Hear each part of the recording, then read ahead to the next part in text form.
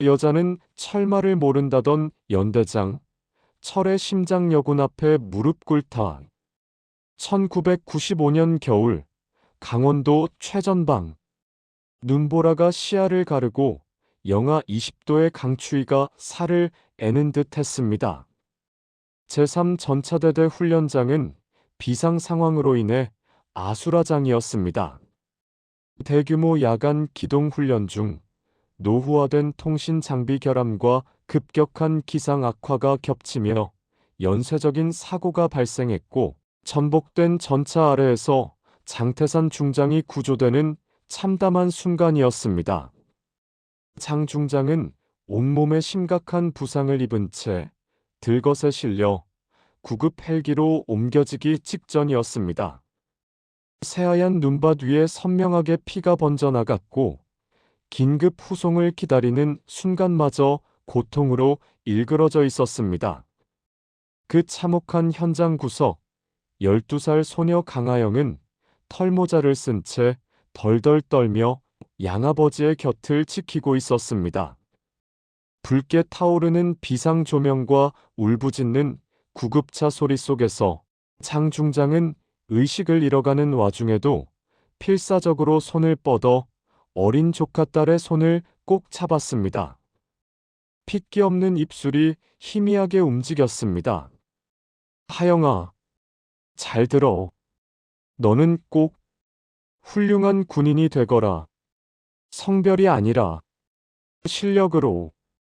군대는 실력만이 통하는 곳이야. 약해지지 마. 장 중장은 말을 마치자마자 힘없이 눈을 감았습니다. 12살 소녀 강아영은 양아버지의 마지막 유언을 가슴 깊이 박힌 훈장처럼 새겼습니다. 그때 현장 상황을 통제하고 있던 손명호 중령이 급히 다가왔습니다. 그의 군복에도 눈이 쌓여 있었지만 그의 얼굴은 창백했습니다. 손 중령은 장 중장의 싸늘해진 얼굴과 하영의 원망 가득한 시선을 번갈아 보았습니다. 그의 얼굴에 스쳐 지나간 미묘한 표정, 그것은 슬픔이기도 했고 자신만이 아는 어떤 죄책감과 깊은 후회가 뒤섞인 복잡한 그림자였습니다. 어린 하영은 그 순간 양아버지의 죽음과 저 미묘한 표정 사이에 끊을 수 없는 연결고리가 있음을 본능적으로 감지했고, 그 표정을 평생 잊지 못했습니다. 2025년 봄, 여군 작전과장이라니, 이건 말도 안 되는 일이야. 손명호 대령 56세은 인사명령서를 책상에 내던지듯 놓았다. 30년 군 생활, 그중 25년을 최전방에서 보낸 그에게 기갑부대는 곧 자부심이었다. K 전차를 운용하는 이 부대는 철의 심장이라 불렸고, 남자들의 땀과 기름 냄새가 배어있는 곳이었다.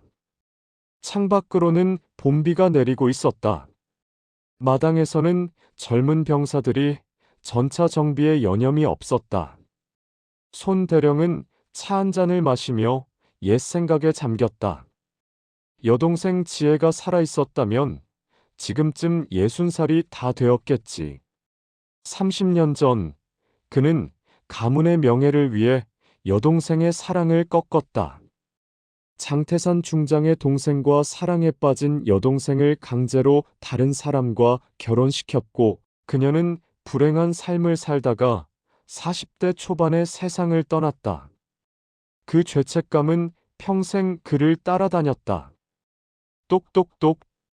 연대장님, 신임 작전과장 강하영, 소령 입실하겠습니다. 문이 열리고 키 165cm 정도의 날씬하지만 단단해 보이는 여군 장교가 들어섰다. 짧게 자른 머리, 똑바로 선 자세, 그리고 무엇보다 그 눈빛이 손 대령을 놀라게 했다. 이 눈빛, 어디선가 본 것 같은데? 강하영 소령, 착석하시오.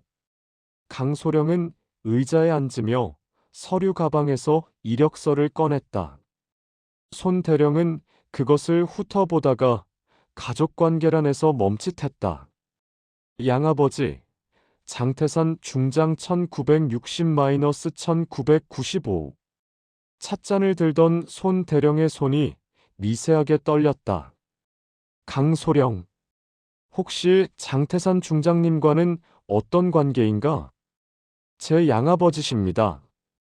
어머니가 중장님의 육촌 여동생이셨고, 제가 7살 때 부모님이 교통사고로 돌아가신 후 양아버지께서 저를 거두어 주셨습니다.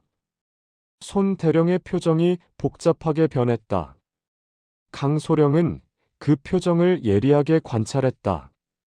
연대장님께서 양아버지의 동기셨다는 것은 알고 있습니다. 그래서 이 자리가 더 의미 있습니다. 의미라니? 배울 것이 많을 것 같습니다. 양아버지께서 생전에 연대장님 이야기를 많이 하셨거든요. 손대령은 목구멍이 매는 것을 느꼈다. 그는 기침을 한 번 하고 차를 한 모금 마셨다. 그래. 장 중장님은 훌륭한 분이셨지. 우리 연대에 오신 것을 환영하오. 하지만 솔직히 말해서 작전과장 보직은 여군에게 적합한 자리가 아니라고 생각하오. 행정이나 의무 쪽으로 보직을 변경하는 게 어떻겠소? 강소령의 눈빛이 날카로워졌다. 연대장님, 저는 육군사관학교를 수석으로 졸업했고 기계화보병 고급 과정에서 최우수 성적을 받았습니다. 미국에서 기갑전술 연수도 마쳤습니다. 제가 원하는 보직은 작전과입니다. 실력이 있다는 건 인정하오. 하지만 이 부대는 특별하오. 60톤짜리 철덩어리를 다루는 곳이란 말이오.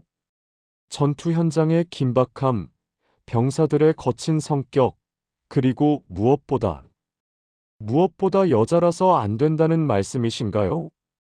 침묵이 흘렀다. 강소령, 나는 구시대 사람이오. 솔직히 여군이 이런 자리에 오는 것이 불편하오. 하지만 명령은 명령이니 받아들이겠소. 다만 실력으로 증명해 보이시오. 강소령은 일어서서 경례를 붙였다. 명심하겠습니다, 연대장님. 그로부터 한 달이 지났다. 강소령은 매일 새벽 5시에 일어나 부대 막사를 돌며 병사들과 인사를 나눴다. 전차 정비 시간에는 직접 기름 묻은 손으로 엔진을 만졌고 사격 훈련 때는 가장 먼저 사격장에 나갔다. 하지만 벽은 높았다.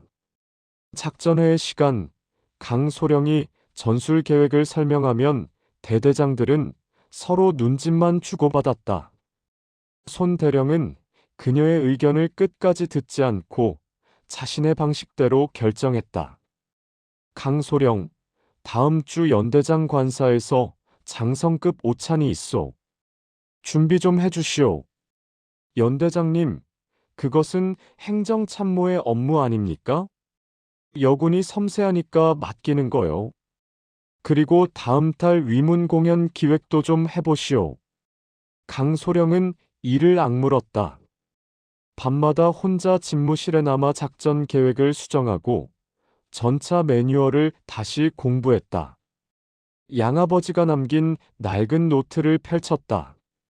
진정한 군인은 상황에 굴복하지 않는다.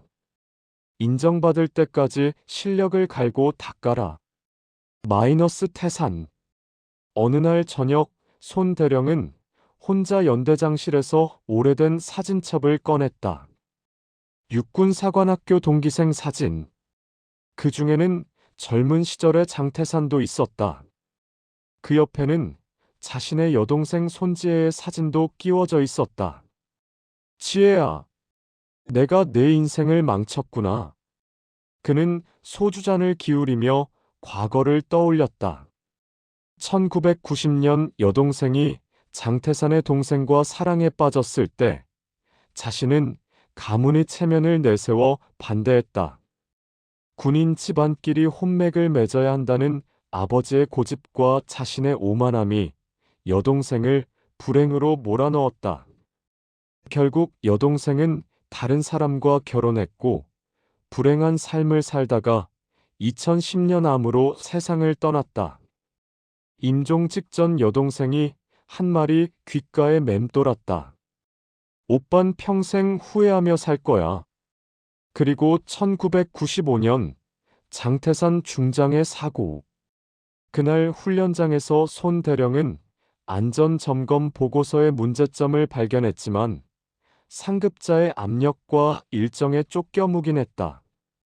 그 결과가 친구의 죽음이었다. 이제 그 친구의 딸이 내 앞에 나타났구나.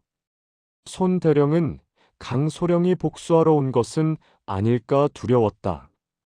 5월의 어느 화창한 날, 연대 최대 규모의 전차 기동훈련이 시작되었다. 사단장을 비롯한 고위 장성들이 참관하는 중요한 훈련이었다. 손대령은 이번 훈련을 통해 자신의 지휘 능력을 과시하고 싶었다. 강소령, 오늘은 뒤에서 상황만 관찰하시오. 작전 지휘는 내가 직접 하겠소. 연대장님, 제가 작전과장인데. 명령이오. 강소령은 참관석 뒤편에 자리를 잡았다. 사단장 김동석 소장이 그녀를 보고 눈을 가늘게 떴다. 강소령, 오랜만이군. 자네 양아버지 장태산 중장은 내 친형이셨지. 여기서 잘 지내나? 예, 사단장님. 잘 배우고 있습니다. 손대령이 좀 고집이 세지만 실력 있는 지휘관이야. 많이 배우게. 훈련이 시작되었다. 20대의 K 전차가 일제히 엔진을 가동하며 진격했다. 땅이 울리고 포성이 터졌다. 손대령은 지휘 차량에서 무전으로 명령을 내렸다. 3대대 우측 능선으로 우회. 포대는 12시 방향 목표물 타격. 모든 것이 순조로웠다. 그런데 갑자기 끼잉 마이너스 쿵. 한 대의 K 전차 철매 마이너스 7가 이상한 소리를 내며 통제를 벗어났다. 전차는 예정된 경로를 이탈해 훈련장 외곽으로 질주하기 시작했다. 철매 마이너스 7 정지. 정지하라. 무전은 응답이 없었다. 비상정지 시스템 가동. 하지만 전차는 멈추지 않았다. 속도는 오히려 빨라졌다. 참관석이 술렁이기 시작했다. 손대령의 얼굴이 창백해졌다. 상황실, 철매 마이너스 7의 위치는? 연대장님, 현재 속도로 5분 후면 훈련장 경계를 벗어나 민가 지역에 진입합니다. 전차 내부에는 조종수 2병과 포수 1병이 탑승 중입니다. 순간 참관석이 아수라장이 되었다. 사격으로 저지해야 합니다. 안 됩니다. 안에 병사들이 있습니다. 그럼 민가는 어떻게 합니까? 손대령은 손이 떨렸다. 30년 군 경력 중 가장 끔찍한 순간이었다. 그의 머릿속에는 1995년 그날의 기억이 스쳐 지나갔다. 또 내 판단 실수로 사람이 죽는 건가? 바로 그때 연대장님, 강소령이 앞으로 뛰쳐나왔다. 전차를 쏘면 안 됩니다. 지금 상황은 통신 두절이 아니라 주 제어 회로판의 과부하입니다. 제가 해결할 수 있습니다. 뭐라고? 자네가 어떻게 해? 시간이 없습니다. 지금 당장 헬기를 띄워주십시오. 사단장이 나섰다. 손대령, 강소령의 말을 들어보게. 지금 다른 방법이 없지 않은가? 손대령은 고개를 끄덕였다. 좋아. 하지만 너무 위험해. 괜찮습니다. 강소령은 정비팀 2명과 함께 대기 중이던 헬기에 올라탔다. 헬기가 폭주하는 전차 위로 날아갔다. 강소령은 헬기 문을 열고 아래를 내려다봤다. 60톤짜리 철덩어리가 시속 50km로 질주하고 있었다. 먼지가 자욱했다. 고도 낮춰. 조종사가 헬기를 전차 바로 위까지 내렸다. 강소령은 로프를 잡고 깊게 숨을 들이마셨다. 양아버지, 저를 지켜주세요. 그녀는 로프를 타고 내려가 전차 포탑 위에 착지했다. 바람이 얼굴을 때렸고 엔진의 열기가 올라왔다. 전차 외부 패널을 열었다. 내부에는 복잡한 배선과 회로판이 있었다. 역시 C-42 회로판 과열. 그녀는 양아버지에게 배운 응급수리 방법을 떠올렸다. 장태산 중장은 젊은 시절 정비장교였고 전차의 모든 것을 알고 있었다. 하영아, 전차는 살아있는 생명체야. 심장이 멈추면 수동으로 다시 뛰게 해야 해. 강소령은 배선 3개를 끊고 우회 회로를 연결했다. 손이 배선에 베어 피가 났지만 개의치 않았다. 수동 제어 전환. 전차 내부의 조종수가 외쳤다. 소령님, 제어가 돌아왔습니다. 브레이크 밟아. 끼잉 마이너스 마이너스 마이너스. 전차는 민가 50m 앞에서 멈춰 섰다. 먼지가 가라앉았다. 강소령은 전차 위에서 미끄러져 내려와 땅에 주저앉았다. 손에서 피가 흘렀다. 참관석에서는 박수가 터져나왔다. 손 대령은 지휘 차량에서 내려 전차가 멈춘 곳으로 달려갔다. 그의 눈에는 눈물이 고여 있었다. 그날 저녁 연대장실. 강소령은 손에 붕대를 감고 손 대령 앞에 앉아 있었다. 방 안에는 둘뿐이었다. 긴 침묵이 흘렀다. 강소령. 예, 연대장님. 아니, 하영아. 손 대령은 처음으로 그녀의 이름을 불렀다. 오늘 너는 수많은 생명을 구했다. 그리고 이 늙은이의 자만심을 산산조각 냈구나. 그런 의도는? 아니, 당연한 거야. 나는 어리석었어. 성별로 사람을 판단하고 실력을 무시하고 편견에 갇혀 살았지.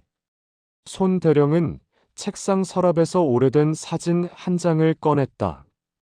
젊은 시절의 장태산 중장과 자신이 함께 찍은 사진이었다. 너의 양아버지. 장태산은 내 가장 친한 친구였어. 그리고 그는 목이 메었다. 1995년 그날 나는 안전점검의 문제를 알고 있었어. 하지만 상급자의 압력과 훈련 일정 때문에 묵인했지. 그 결과가 강소령의 눈이 커졌다. 연대장님, 그게 무슨... 너의 양아버지를 죽인 건 결국 나의 안일함이었어. 손 대령은 책상에 이마를 대고 흐느꼈다. 56세 노병의 눈물이었다. 30년간 나는 이 죄책감을 안고 살았어. 그리고 더 끔찍한 건 내 여동생 지혜를 불행하게 만든 것도 나였지. 그 애가 사랑했던 사람이 바로 너의 양아버지 장태산의 동생이었어. 나는 가문의 체면 때문에 그들을 갈라놓았고, 강소령은 조용히 들었다. 그래서 너를 차별한 거야. 내 죄책감을 너에게 투영했던 거지. 여군을 무시한 게 아니라 너를 보면 내 과거가 떠올라서 두려웠던 거야. 강소령은 천천히 입을 열었다. 연대장님, 저는 복수하러 온 게 아닙니다. 뭐라고? 양아버지께서 돌아가시기 전에 제게 말씀하셨어요. 하영아, 절대 누구를 원망하지 마라. 군인은 책임을 지는 사람이지 책임을 묻는 사람이 아니다라고요. 강소령은 미소 지었다. 저는 다만 양아버지처럼 훌륭한 군인이 되고 싶었을 뿐입니다. 그리고 이 부대에 온 건 연대장님께 배우고 싶었기 때문입니다. 양아버지가 가장 존경했던 동기, 손명호 대령님께요. 손 대령은 고개를 들었다. 강소령이 계속 말했다. 양아버지는 늘 말씀하셨어요. 명호는 고집은 세지만 가장 진실한 군인이야. 언젠가 저 친구도 세상을 다르게 볼 날이 올 거야 라고요. 태산이 그런 말을. 네. 그래서 저는 연대장님이 변화하실 거라 믿었습니다. 그리고 오늘 그 믿음이 맞았네요. 손 대령은 일어나 강소령 앞에 무릎을 꿇었다. 하영아, 용서해다오. 그리고 너의 양아버지에게도 용서를 빌고 싶구나. 강소령도 무릎을 꿇고 그의 손을 잡았다. 연대장님, 우리 이제 함께 갑시다. 양아버지가 꿈꾸던 그 군대를 만들어요. 성별도 나이도 과거도 상관없는 오직 실력과 정의로 움직이는 부대를요. 두 사람은 오랫동안 그렇게 앉아 있었다. 다음 날 아침 손 대령은 전 부대원을 소집했다. 장병 여러분, 오늘 나는 한 가지 중요한 발표를 하고자 합니다. 그는 단상에서 강소령을 불렀다. 강하영 소령은 어제 위기 상황에서 탁월한 판단력과 용기로 전차를 멈췄습니다. 그리고 나에게 군인이 무엇인지 가르쳐 주었습니다. 손 대령은 깊게 숨을 들이마셨다. 나는 오랫동안 편견 속에 살았습니다. 여군은 전투에 적합하지 않다고, 전통이 중요하다고, 힘이 곧 정이라고 믿었습니다. 하지만 틀렸습니다. 그는 강소령을 향해 경례를 붙였다. 진정한 군인은 성별이 아니라 정신으로 만들어집니다. 강하영 소령, 자네는 이 연대의 자랑이요. 부대원들 사이에서 박수가 터져나왔다. 훈련이 끝난 후 강소령은 혼자 부대 뒤편 언덕에 올랐다. 그곳에는 작은 추모비가 있었다. 1995년 사고로 순직한 장병들을 기리는 비석이었고 그 중에는 장태산 중장의 이름도 있었다. 양아버지, 저 해냈어요. 그리고 손 대령님도 변하셨어요. 바람이 불어왔다. 그녀는 미소 지으며 하늘을 올려다봤다. 멀리서 손 대령이 다가왔다. 그는 비석 앞에 꽃을 놓고 묵념했다. 태산아, 내 딸이 나를 구원해 주었네. 이제는 편히 쉬어라. 두 사람은 나란히 서서 석양을 바라봤다. 연대장님, 응, 이제부터 시작입니다. 이 부대를 정말 실력으로 인정받는 부대로 만들어요. 그래, 함께 가자꾸나. 철의 심장이라 불리던 제7기계화 보병연대. 그곳에 진짜 철의 심장이 깃들기 시작했다. 용기와 실력, 그리고 서로를 인정하는 마음으로 뛰는 심장이었다.